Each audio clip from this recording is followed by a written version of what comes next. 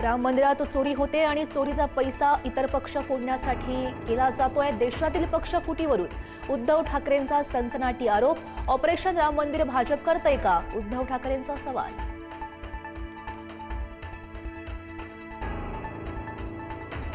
राम मंदिरातील दानचोरीवर जाब विचारण्यासाठी उद्धव ठाकरेंचं आंदोलन। रविवारी दादरमधल्या हनुमान मंदिराजवळ रामरक्षा आंदोलन।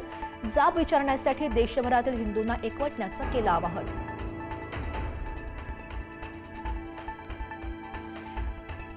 केतन अग्रवाल हत्या प्रकरणात नवा धागा समोर। खुनाच्या कटाची माहिती असलेला तरुण पुणे ग्रामीण पोलिसांच्या ताब्यात।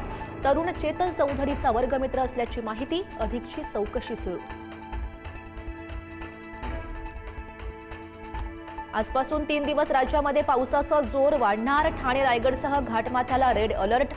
विदर्भ मराठवाड्याला आज ऑरेंज अलर्ट।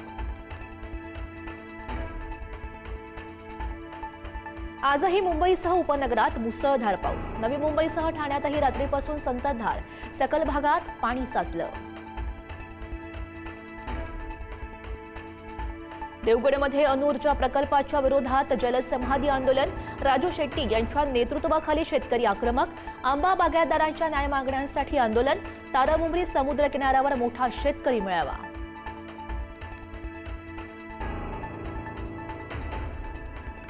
मुंबईतील मुसळधार पावसाचा परिणाम लोकलवर। 3ही मार्गावरच्या लोकल 15 ते 20 मिनिटांना उशिरानं सुरू।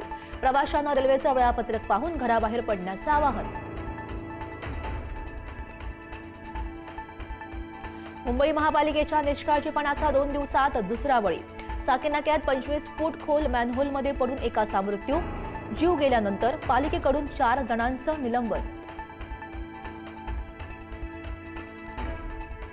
महिला डब्यांमध्ये 12 तास होमगार्ड तैनात केले जाणार। मुंबई लोकल सुरक्षेसाठी कडक उपाययोजना। सीसीटीव्ही आणि फेशियल रिक्रिएशनच्या रेल्वेमध्ये वापर केला जाणार। रेल्वे पोलिसांच्या मनुष्यबळ वाढीची केंद्राकडे मागणी।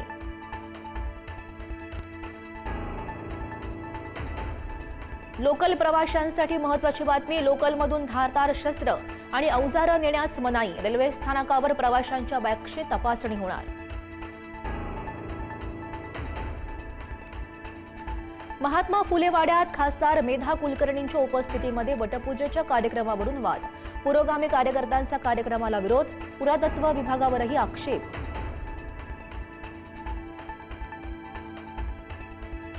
अमेरिका इराणच्या हल्ल्यात मारले गेलेले इराणचे सर्वेसर्वा अयातुल्ला खामेनेईंच्या अंत्यविधीला सुरुवात।